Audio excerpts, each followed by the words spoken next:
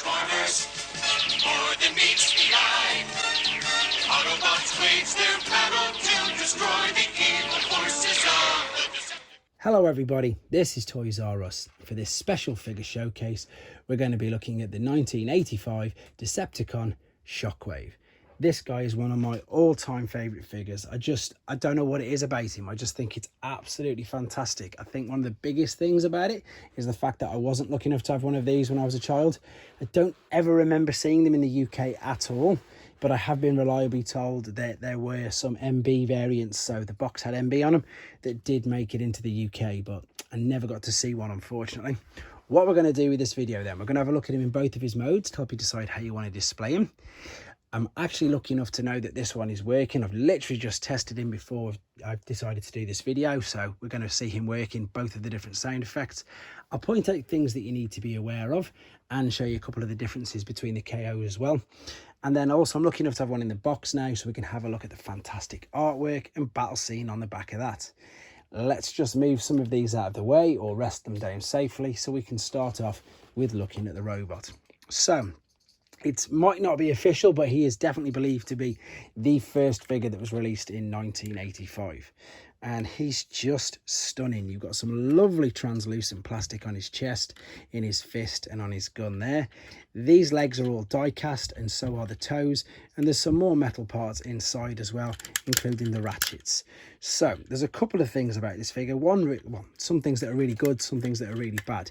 The really good things are the fact that he's one of the most articulated figures from the time, so you can see you can move his shoulders up and down like that. You can move at the bicep up and down.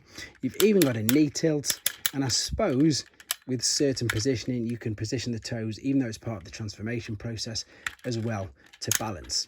However, with the fact that you've got this articulation and you can see all these springs and mechanism in there, it does mean that he is also one of the most damaged and broken toys, and that's probably another reason why he was so hard for me to get hold of.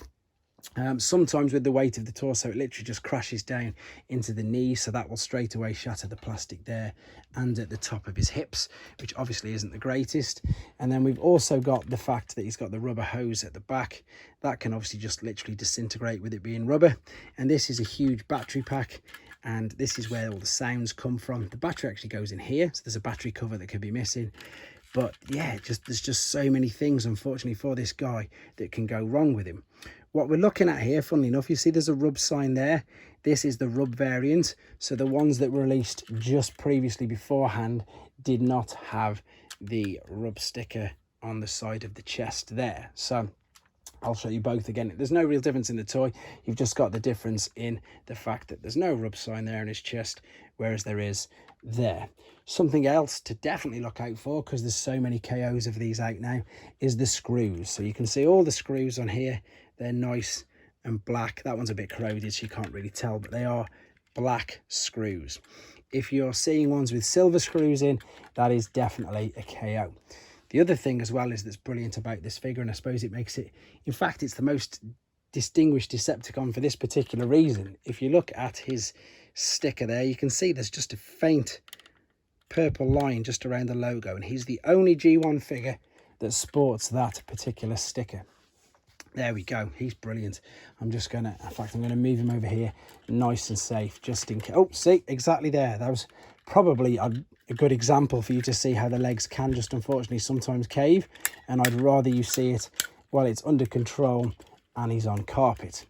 Balance there. Okay, so here's the gun, and of course the gun, the alternate mode, doesn't normally have these feet out. I'm just going to fold them back out for you for now, but this is a massive gun. It's huge. And again, you can see the dark screws, you can see the rubber hose. This is the trigger. That can obviously also get broke, damaged and snapped. Right, so here's the battery cover. I'm going to carefully take this out. I'm not going to push the battery in. I'm just going to put it into place and show you that it's still working. I was quite surprised, to be honest. I thought, let's give it a try. And then the first one that I tried was this particular one. And as luck would have it, it worked. So I'm just going to balance it there rather than put it in. I'm going to press the trigger. You've got that brilliant laser sounding effect. And there's a switch on the back here. And this will now change the sound effect. Really cool. In fact, let's take off the actual barrel because this will be highlighted much better with just the translucent plastic. Can we see it a bit better? Yeah, there you go. But funnily, oh, there we go. I was going to say, funnily enough, it stopped the sound, but there we go. I don't want to run the risk of damaging that, so I'm going to take it back off. That was really loud. Again, I didn't really know about that at all. Let's just clip that back in place. You've got this side here as well, which folds up. That can get damaged and is sometimes missing. And as we've already seen, this is the large barrel that is also beautiful. Very, very detailed. Lovely translucent purple plastic. And this will just slot. Oh, the arms have popped out. This, by the way, I'm not going to do the transformation, but you can clearly see that that's just the arms just before they pop out down to the sides. And then this is where the barrel clips over like so. Brilliant. Right, I'm just going to pop this to the side. Before I look at the boxed one, I just want to show you how big this guy is. So for you guys who don't collect G1 or don't really know, and you're collecting some of the newer figures, there's the Masterpiece version. And he's bigger than him. Only fractionally, don't get me wrong, but he's bigger than him. And then this is what's known as the leader class figure from Siege. So the New War for Cybertron trilogy. And as you can see, he's towering above him a good couple of inches. So that gives you an idea of how big this original G1 figure is. I'm just going to move these down, and then we're going to have a look at the boxed version. So the boxed version is a Takara version, so that just means it's a Japanese release. And here we go. Let's have a look. We've got some beautiful artwork there of him. I love all that circuitry inside, and it's all lit up. Now what we've got here is a reference number 49. This is a really early release, as I say, figure, because they haven't even split them into Cybertrons and Destrons, which basically, than some of the later Japanese figures, there'd be a C or a D in front of it. There would usually be a D in front of him because he's, of course, a Destron, which is a Decepticon. Right, let's actually have a look inside then, because you can see there's a bit of plastic, and I just want to explain what that was, or what it would be. Nice and careful. So whether or not there was an actual battery in it, I don't know, but there's a picture of a battery. And it's funny enough, there probably was a battery if there's space there. And then this plastic piece you can see would have been attached there with the sellotape, just to hold the hose in so the hose didn't get damaged. Before we quickly wrap this video up, I have to show you probably my favourite battle scene. Well, one of them, definitely on the back of these boxes. And I don't know why this never made its way over to in the Hasbro boxes. In fact, I just need to pan back a little more because it's so good. I want you guys to see it. There we go. So you've got quite a familiar battle scene with the Dinobots there just above the planet. But then, of course, they've added Devastator in as well. There we go, guys. Stunning figure. As I say, stunning figure.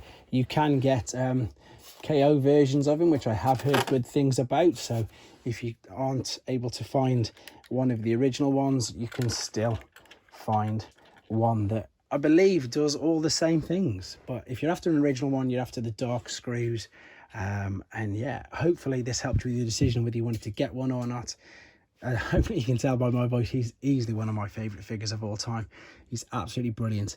So I hope you enjoyed looking at him. I hope it brought back some nice memories for you if you had him when you were a child. Or even, again, as I say, it helped you with your decision if you wanted to get one for yourselves. Thanks very much, guys. Take care. Thanks for watching. Like and comment. And don't forget to subscribe.